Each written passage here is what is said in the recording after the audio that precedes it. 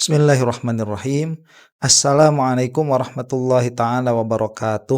Alhamdulillahirabbil alamin wa sallallahu ala sayyidina Muhammadin wa ala alihi wa sahbihi wasallam, amma ba'du. Sepertinya ijazah Jokowi memang sudah tidak bisa dibela lagi ya, karena memang pembelanya juga sekarang sudah tidak ada. Ibarat pertandingan sepak bola, para back dan kipernya ini sudah maju menjadi penyerang nih. Biasanya kalau seperti itu ada dalam keadaan injury time, sedang dalam keadaan kalah. Ya, kalau kiper sampai maju ke depan tuh, kayak Benfica lawan Real Madrid waktu itu. Jadi sudah tidak ada lagi yang membela ijazahnya Jokowi. Kalau dulu itu misalkan Roy Suryo mengatakan ini tidak ada stempel. Ada dari kubunya Tremul mengatakan, oh ini stempelnya ada, cuman kan jasnya hitam begitu ya. Kemudian dari kubu RRT mengatakan ini tidak ada emboss. Nah, mereka mengatakan, oh ada embossnya, cuman ini kan scan, gak bakalan kelihatan. Jadi setiap serangan yang disampaikan kepada ijazahnya Jokowi itu selalu ada defense mekanismenya ya. Dia selalu ada narasi lain untuk mematahkan itu. Tapi setelah menang di sidang KIP, Bonatua itu, kemudian banyak lagi kejanggalan-kejanggalan yang terungkap setelah ada persidangan lah ya, dengan CLS sekaligus begitu. Itu mereka sepertinya udah malas membela ijazahnya Jokowi. Saya pikir ya, kenapa demikian? Karena memang sudah tidak bisa dibela. Jadi kepalsuannya ijazah Jokowi itu sudah nampak amat sangat di hadapan mata. Dari mulai proses hukum, kemudian pasal-pasal yang diterapkan kepada Roy Suryo, kemudian pasal-pasal yang dilanggar oleh kepolisian di dalam mengurus ijazah Jokowi, sampai-sampai putusan-putusan pengadilan, sampai-sampai bukti-bukti yang keluar di pengadilan, itu semuanya menyudutkan Jokowi. Sehingga tadi sebagaimana saya katakan ya, ini sudah mau babak akhir, mungkin ya sudah injury time nih. Siapa melihatnya? Para Tremul ini. Pada akhirnya mereka semua jadi penyerang tuh. Dan siapa yang diserangnya? Satu, Rismon yang diserangnya itu. Ini sekarang yang sedang dilakukan. Jadi mungkin ya analogi tadi ini seperti permainan sepak bola yang lagi injury time sampai kiper-kipernya maju ke depan. Itu mungkin memang seperti itu keadaannya. Nah, kemudian beberapa waktu yang lalu kita juga kan diramaikan sama masalahnya Egy Sujana sama kuasa hukumnya Bu Eli. Dan memang dilihat-lihat dari gelagat sih bisa jadi memang Egy Sujana itu terpengaruhi oleh Eli dan Neti itu. Bisa jadi. Karena ini kan kita menghukumi dari zahir saja ya, menghukumi dari apa yang nampak. Bu Eli itu kan mengatakan bahwa saya ini yang menemukan dua tokoh besar begitu. Dua tokoh besar itu yang dimaksud siapa? Jokowi sama Egy Sujana atau yang dimaksud dia. Saya mempertemukan dua tokoh besar saya yang berhasil mendamaikannya. Kemudian Egy Sujana tidak pernah mau menjawab kalau ditanya siapa yang menjadi inisiator bertemunya Egy dengan Jokowi, itu tidak pernah mau menjawab sampai sekarang begitu ya. Jadi memang ada kejanggalan-kejanggalannya. Yang lebih janggal lagi dan lebih tidak mengenakan hati kita kan, siapa Egy itu melaporkan Pak Khozinuddin, kemudian melaporkan Roy Suryo, bikin onar lah ya begitu, sehingga ya untunglah ada bulan Ramadan jadi kita bisa rehat sejenak, meskipun kita tetap mengobrolkan masalah ijazah Jokowi, tapi memang secara algoritma ini kan kita lagi rehat sejenak tuh di dalam ijazah Jokowi. Alhamdulillah lah ada sesuatu yang lain untuk dibicarakan begitu.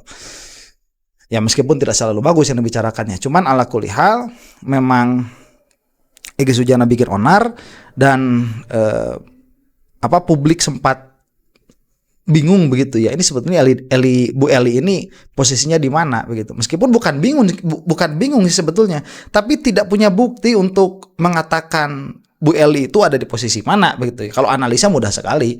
Ya jadi Tremul sudah Bu Eli ini. Nah cuman bukti konkretnya itu belum nampak saja, dan sekarang sudah nampak. Ya ini sudah nampak sekarang. Jadi yang paling ramai membicarakan ijazahnya Rismon itu kan Bang Bill ini nih, ya Bang Bill di channelnya Bang Bill Offside ya, entah apanya yang offside. Kalau sekarang analisanya sudah offside itu.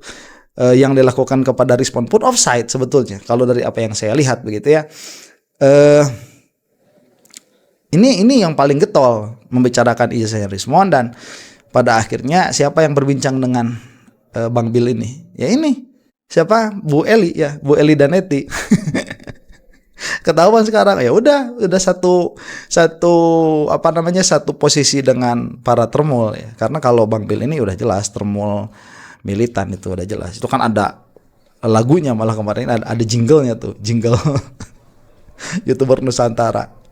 Kita saksikanlah ini perbincangan mengenai ijazahnya Rismond ya, antara Bang Bill dengan Bu Eli Danetti. Kita saksikan. Bunda, pertama kan Bang Rismond ini sudah menggiring masyarakat kita itu untuk meyakinkan dirinya, ayo percaya sama saya ya, karena saya ini lulusan Jepang, saya lulusan luar negeri, saya doktor.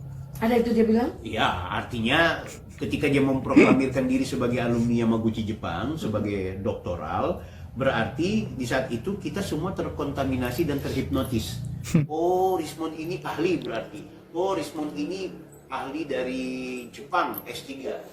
Apalagi dia juga pintar ya. Dan dia sangat hebat dalam menggunakan kata-kata rumit. Sehingga itu membuat masyarakat kita itu meyakini dia. Sebentar, kita nggak pernah kok melihat Rismond itu dari situ ya. Oh, dia ini Yamaguchi Jepang. Enggak, kita itu bukan orang-orang yang gagap atas gelar seseorang. Makanya tatkala kamu mempermasalahkan gelarnya, bukan substansi permasalahannya, kita ketawa begitu. Kita itu bukan orang, gelar itu sekarang mudah didapat kok. Gelar itu mudah didapat, mudah dibeli kalau mau dibeli ya. Ya seperti Jokowi. Tuduhan kita kan begitu, analisa kita. Seperti Jokowi itu, dibeli mudah, didapatkannya juga mudah, dan sudah tidak terlalu spesial. Yang sulit sekarang itu apa? Ya berbicara, mengungkap substansi permasalahan. Makanya Rismond ini tadi tidak seperti, oh ini menipu ya kepada orang awam, saya ini adalah lulusan Jepang. Apa urusannya lulusan Jepang begitu? Nggak ada urusannya. Cuman yang dibicarakan oleh Rismond bagus, make sense begitu. Nah, sehingga pecah kan, kita terjadi polarisasi, akhirnya konflik. Di saat yang bersamaan, dia meyakinkan publik untuk percaya kepada dia bahwa ijazahnya Pak Jokowi palsu. Kita kan berkelahi, Bu. Bahkan minta maaf Pak Egy Sujana yang tadinya cuma menganalisa ijazah Pak Jokowi yang SMA, ikut-ikutan karena yang analisa ini pakar, yang analisa ini lulusan Jepang. Bukan karena yang menganalisa lulusan Jepang, bukan, karena yang menganalisa ini perkataannya make sense. Dan jangan sampai salah membaca, terjadi polarisasi bukan karena ada RRT, bukan, tapi karena Jokowi tidak mau memperlihatkan ijazahnya. Dan Jokowi apa ya bahasanya itu, apa ngukut itu, memelihara. Jokowi memelihara termul-termul, ternak-ternak seperti Bang Bill ini. Ya, datang bukan siapa-siapa, kuasa hukum bukan, datang ke rumahnya Pak Jokowi, kemudian diterima oleh Jokowi, kemudian ngobrol di situ tentang permasalahan Jokowi, padahal secara resmi tidak memiliki hubungan apapun. Inilah yang menjadikan ribut begitu, yang menjadikan gaduh. Jangan salah baca, Bang Bill, Anda itu salah satunya yang menjadi permasalahan. Jadi terpolarisasinya kita itu. Ya kalau mau membaca sesuatu, janganlah kayak saya nih, saya nggak ada kedekatan dengan Roy Suryo, nggak, nomor HP-nya nggak punya, nomor WA-nya nggak punya, begitu. Kita berbicara di ruang publik ya begitu saja. Kalau memang misalkan mau membela Jokowi, nggak usah sampai maju-maju dekat-dekat ke rumahnya Jokowi begitu. Ya kemudian nanti kan jadi kita ada sangkaan nih, oh ini ada arahan dari Jokowi, oh ini memang dipelihara sama Jokowi. Kan pada akhirnya demikian, begitu. Jangan salah membaca. Pak Egy Sujana kan seperti itu, akhirnya dilanjutkan ke ijazah UGM. Ternyata ketika dia teriak bahwa ijazah Pak Jokowi palsu, dalam penelusuran saya analisa ini secara akademik. Rismond Sianipar lulusan mana? Kalau dia bilang, dia kan waktu di podcastnya Refli Harun mengatakan, saya S2, S3 di Yamaguchi Jepang. Ya orang Jepang itu pun S3-nya pasti ada disertasi. Nah disertasinya itu ditampilkan di online. Nggak juga orang Jepang kita punya disertasi. Kita juga punya. Dalam artian disertasinya itu di pangkalan data di Jepang. Nggak ada Bunda namanya Rismond Sianipar. Kemudian itu sama aja, Jokowi ada nggak tuh nama skripsinya? Nggak ada juga. Padahal kan katanya sudah digitalisasi. Lah nggak ada tuh karyanya Jokowi. Sama saja. Jadi kalau Anda berbicara atas nama penelitian metodologi, kesimpulan yang sama harus atau metodologi yang sama itu harus diterapkan kepada Jokowi sama. Jadi kalau misalkan kesimpulan berpikir Anda itu Rismon bukan lulusan S3 Yamaguchi karena tidak ada disertasinya, sama Jokowi juga bukan lulusan UGM karena tidak ada skripsinya. Kalaupun ada skripsinya nggak ada tanda tangannya. Kalaupun ada tanda tangannya nggak ada dosen pembimbingnya. Aduh, gimana ini ya para termul itu? Heran saya sama pola pikirnya. Dia katanya melakukan penyetaraan ijazah. Saya buka di situs resmi miliknya Pangkalan Data Dikti. Nggak ada di Rismon Sianipar. Kemudian dia katanya memiliki paten. Saya cek patennya, tidak ada. Tertolak. Sebentar, kalau tertolak berarti kan didaftarkan. Apakah itu update atau tidak? Kemudian ini kan yang dilakukan Bang Bill ini datang atau mengecek satu-satu lewat situs satu-satu ya. Coba kita nih sama Jokowi, gimana kurang yakin? Yang ditanyanya AI buatan UGM mengatakan tidak ada lulusan Joko Widodo. Ayo mau apa? Itu sudah lebih canggih lagi daripada datang ke satu situs. Jadi kalau kamu itu percaya Rismon bukan lulusan Yamaguchi hanya karena membuka satu situs begitu ya, ngecek di situ tidak ada disertasinya atau penelitiannya Rismon, maka kalau dikatakan tidak ada lulusan UGM bernama Joko Widodo itu harus lebih percaya lagi. Bayangkan ya gimana kalau Yamaguchi itu dia punya AI, kemudian ditanya AI-nya Yamaguchi, apakah di situ ada lulusan bernama Rismon Sianipar begitu ya, orang Indonesia. Terus dia jawab tidak, mereka pasti bakal langsung percaya begitu. Lah kenapa kepada AI-nya UGM tidak percaya? Ya begitu, mereka memang tidak mau melihat fakta. Mereka itu hanya mau mendengar dan hanya mau melihat apa yang mereka mau lihat dan apa yang mereka mau dengar. Dia mengatakan bahwa dia adalah lulusan S2 dan S3-nya. S2-nya nggak ada tesis. Dan dia perlihatkan ijazahnya, ternyata ijazahnya berbeda dengan ijazah pada umumnya dari Yamaguchi Jepang. Nah, ini lebih hebat daripada Jokowi kalau begitu ya. Kalau memang misalkan kita ikut apa yang dikatakan Bang Bill ini, tidak ada disertasinya, kemudian tidak ada catatan online-nya, tidak ada catatan daringnya, tapi kan berani mengeluarkan ijazahnya. Itu kan satu hal, nanti bisa jadi berarti ini hanya permasalahan miskomunikasi ya antara apa yang dilakukan oleh YouTuber ini dengan apa yang dilakukan oleh Pak Rismon, karena Rismon secara berani menunjukkan ijazahnya itu. Beda sama Jokowi mah ijazahnya nggak mau ditunjukkan, sampai masuk persidangan pun sampai saat ini tidak ada ditunjukkan itu. Orang sudah mengaku sebagai ahli, mengaku sebagai pakar dan menuduh ijazahnya Pak Jokowi palsu 11.000 triliun. Kita ikut-ikutan dia, ternyata dialah yang sebenarnya diduga pemilik ijazah palsu. Oh, ini jahat, Bun. Sebentar, ternyata dia yang diduga pemilik ijazah palsu. Ini jahat. Jahat itu kalau sudah terbukti, bukan diduga. Kamu itu mau berbicara dalam nama hukum ini terduga atau dalam nama analisa bahwa ini memang ijazahnya palsu begitu. Rismon itu tidak punya ijazah Yamaguchi. Kalau mau berbicara atas nama analisa, ya sudah, nggak usah pakai terduga-terdugaan begitu. Katakan saja ini palsu dan ini jahat, karena kita sedang berbicara dalam konteks analisa, bukan dalam konteks hukum. Ini namanya kejahatan akademik. Jangankan Rismon Sianipar, Pak Jokowi kalau ijazahnya palsu, kita rame-rame yang ngebukin, nggak perlu kayak Sujana, nggak perlu Roy Suryo. Kita juga jadi malu mendukung orang yang ternyata ijazahnya palsu. Tapi kan tidak terbukti. Bahkan kampusnya mengatakan ijazahnya asli. Sementara Rismon Sianipar, kampusnya mengatakan ijazahnya tidak pernah kami terbitkan.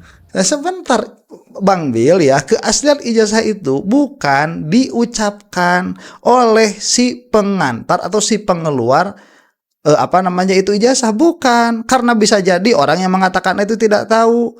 Itu baru bisa dikatakan demikian kalau memang ada keluar atau dinyatakan bahwa ini adalah asli oleh lembaga yang memang sah mengatakan itu asli. Dalam hal ini kalau di hadapan hukum ya pengadilan.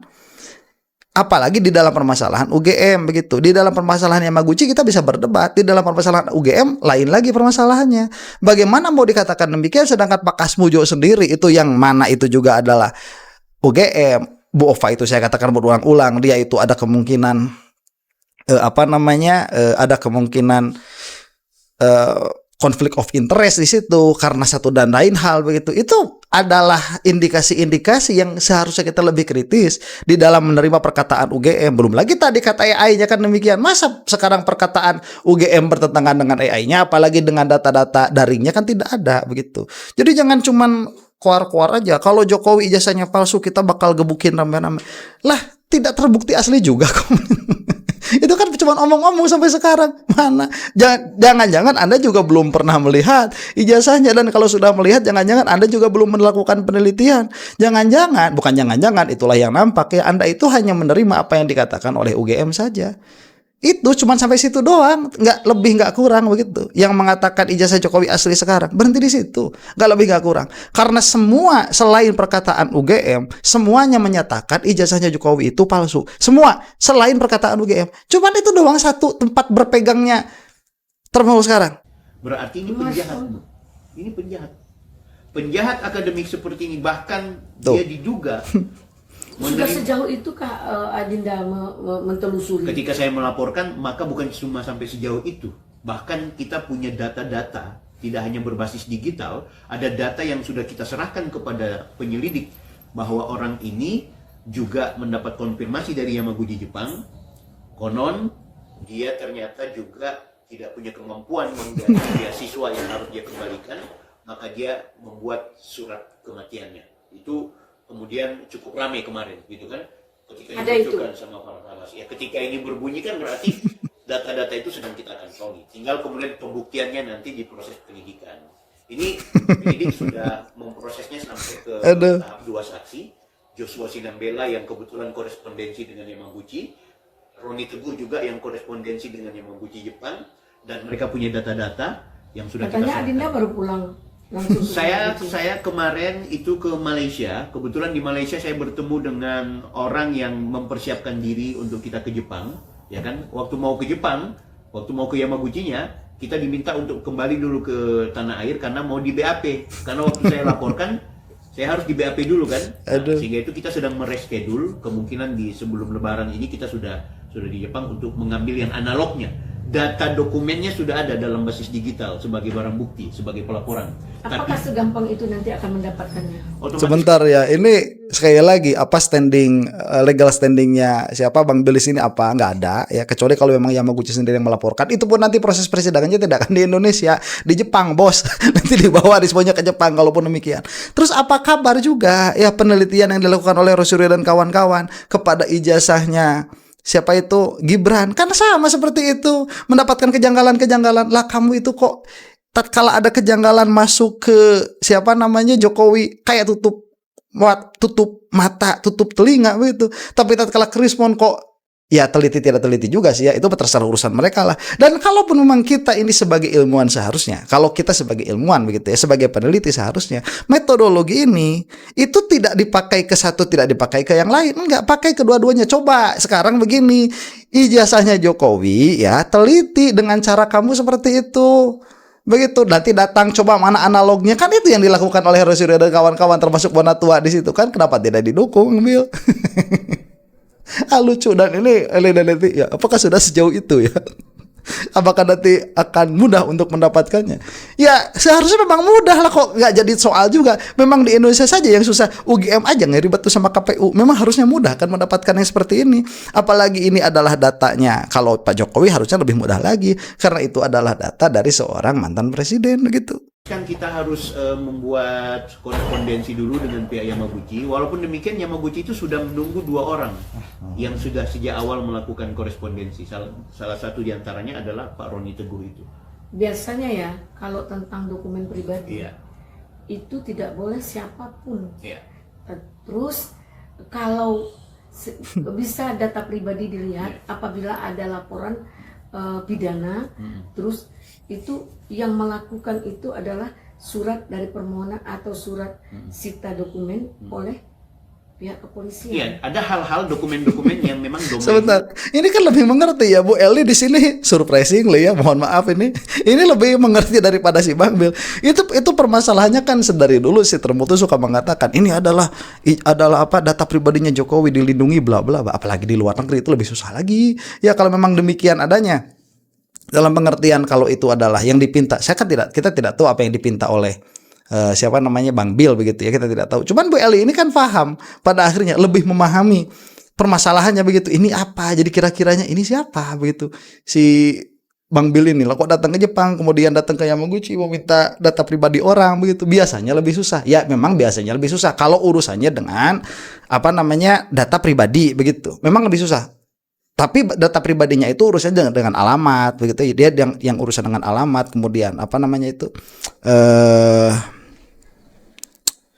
rekor kesehatan begitu. Itu medical records ya. Biasa itu yang susah. Cuman yang lain-lainnya sih saya pikir tidak sulit begitu yang lain-lainnya. Domain penyidik di mana mereka akan berhubungan dengan Interpol. Tapi ada dokumen-dokumen yang sebenarnya secara akademik kampus memberikan ruang kepada siapapun untuk kemudian mencari data. Minimal kita mencari data soal mana sih disertasinya secara online nihil. Secara pengakuan kampus Yamaguchi nihil. Nah, sekarang kita kan Kalau yang secara online dan Oke sebentar, itu kata dia disebut Interpol yang harus hubungan. Memang ini kan permasalahannya ya, yang punya masalah hukum itu siapa? Bang Bill itu ngerti lah sedikit ya. Ini yang punya soal siapa di sini? Kalau yang punya soalnya Yamaguchi, nggak bisa kepolisian Indonesia yang mengusut begitu. Saya nih misalkan taruhlah saya jualan jualan barang haram begitu ya, jualan narkoba nih di Amerika misalkan, waktu masih ilegal dulu misalkan begitu ya. Kemudian saya datang ke Indonesia, kemudian ada orang, "Wih, saya ini jual narkoba misalkan di Amerika." So what begitu?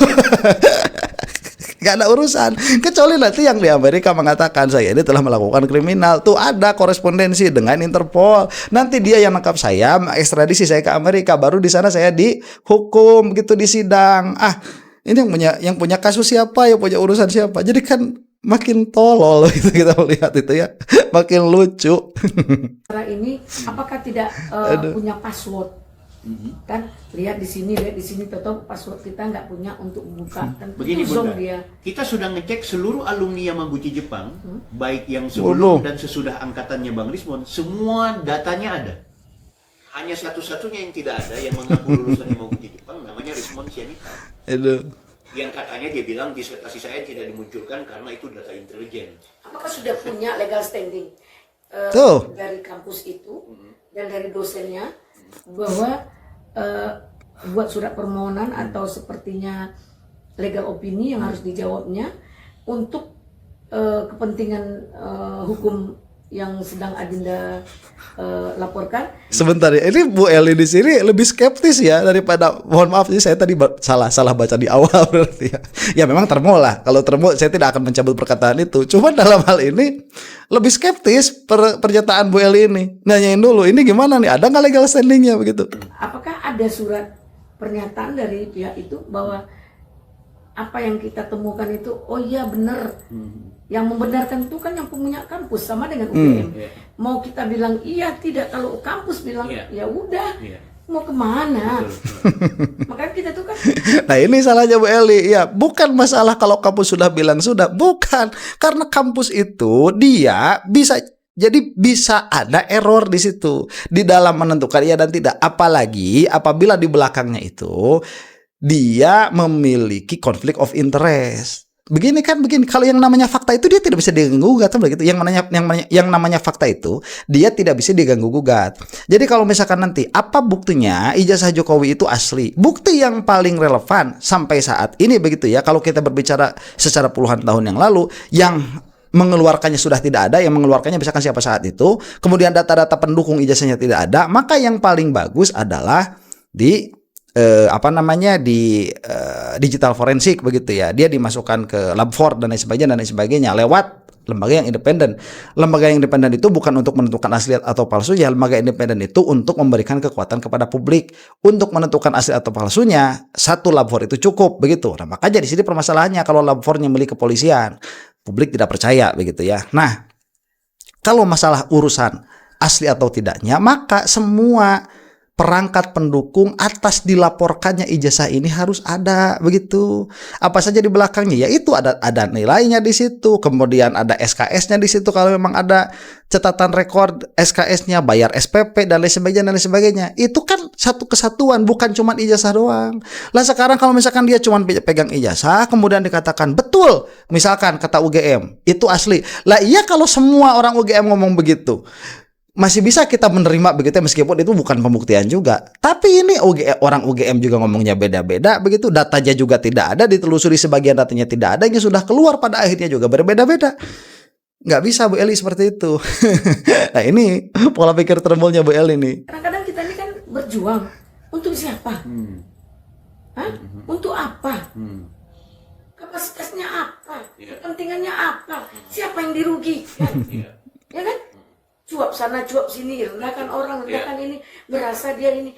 Kalau nggak cocok, nggak sesuai, kita dicaci maki, kita diejek-ejek. Terus seperti itukah cara berpikir intelektual? Yang pernah jadi menteri ini khusus ya? Saya nggak takut gitu. Mati sekali. Ya kan? Dia memang perempuan, tapi saya jiwanya jantan. Sebentar, Bu Eli, ini belum dijawab sama Bang Bill. Apa legal standingnya belum dijawab? Ya, itu ada atau tidak legal standingnya apa belum dijawab sama Bang Bill? Udah langsung main bahas ijazah Jokowi aja. Ya, jangan ke situ, selesaikan dulu ini perbincangannya lagi seru-serunya nih. Bang Bill lagi nggak bisa jawab ini. Aduh. Nah, artinya saya tidak mau memulai dalam persoalan apapun perseteruan itu. Tapi saya jangan dimulai. Betul. Ibarat kata, kan saya sudah sampaikan, orang Sumatera lu jual gua borong. Bukan cuma beli. Iya. Lu pemain, saya pelatih. Ya kan? Dikira cepu, kita suruh. Ya kan? Jadi artinya ini kan sekedar anekdot dan sekedar canda-candaan ini aja, tidak berniat untuk menyinggung dan merendahkan orang, karena kita merasakan disinggung orang itu sakit. Betul. Nah, ini saya sekali lagi Ya, mempertanyakan. kalau disinggung orang sakit jangan ngaku jantan Bu ya. Kalau jantan itu disinggung orang biasa aja. Kita pikirin kalau kita disinggung sama orang lain begitu ya. Kita pikirin begini, apakah ketersinggungan kita atas perkataan orang itu valid atau tidak? Itu yang kita pikirkan. Nah, itulah laki-laki begitu, jantan. Enggak, kita kan disinggung orang sakit. Ya, apa urusannya sakit hati itu? Ya. Apa urusannya? Di ruang publik seperti ini, apalagi di dalam permasalahan hukum, ya apa urusannya sakit hati itu? Kepada Adinda, kepentingan Adinda, terus apakah sama dengan orang yang sedang sakit hati, balas dendam, terus kejahatan yang dilakukan Rismon sejauh mana sehingga Adinda mau berjuang seperti ini? Adakah yang meminta? Adakah yang pesan? Bun, saya mau informasikan, saya dosen, saya Civitas Akademik, yang itu sebagai mantan dosen, sebagai mantan kepala sekolah, dan sebagai warga negara, dan saya sebagai pendukungnya Pak Jokowi. Saya merasa ini orang sudah melakukan kejahatan akademik yang kemudian menggiring publik, menggiring masyarakat kita untuk mempercayai dia, yang akhirnya kita bentrok. Sebentar, udah mantan itu kedudukan sekarang yang paling akhir, yaitu tadi termul itu sebagai pendukung Jokowi, itu sebagai termul itu. Dalam hal ini ya perkataan Bu Eli bagus begitu pertanyaannya, karena ini pertanyaan mendasar yang memang tidak bisa dijawab oleh siapa Bang Bill ini. Apa legal standingnya? Nggak ada. Di sini yang punya legal standing itu yang dirugikan secara formil, kalaupun ada begitu ya, secara material ya Maguchi, kalaupun ada begitu. Dan orang yang mempekerjakan siapa? Rismon, kalau mau tuh kampus-kampusnya, apakah mereka itu merasa dirugikan atau tidak? Kalau mau Bang Bill ini hasut mereka tuh yang pernah mempekerjakan Rismon. Cuman kan kalau misalkan yang pernah mempekerjakan pun dia merasakan nggak apa-apa lah, kerjanya bagus begitu, kan nggak ada masalah juga. Pada akhirnya. Cuma kalau misalkan ini sudah menipu. Yang menipu siapa? Yang ditipunya siapa? Urusannya sama kamu apa? Kalau urusannya itu, ya saya kan sebagai dosen, kan sudah mantan. Ya, saya sebagai Civitas Akademika, lah kan udah enggak, udah jadi termul sekarang itu. Jadi sebagai termul. Nah, sebagai termul melaporkan Rismon itu ketahuan banget sakit hatinya, ketahuan banget balas dendamnya. Dan itu bagus. itu terbuka dari yang dikatakan oleh Bu Eli dan Neti. Meskipun tetap Bu Eli ini ya termul juga dalam pandangan saya setidaknya begitu ya. Demikian pola pikirnya minimalnya. Wallahu taala alam bisawab. Mudah-mudahan kita semua ada dalam maghfirah Allah Subhanahu wa taala. Assalamualaikum warahmatullahi taala wabarakatuh.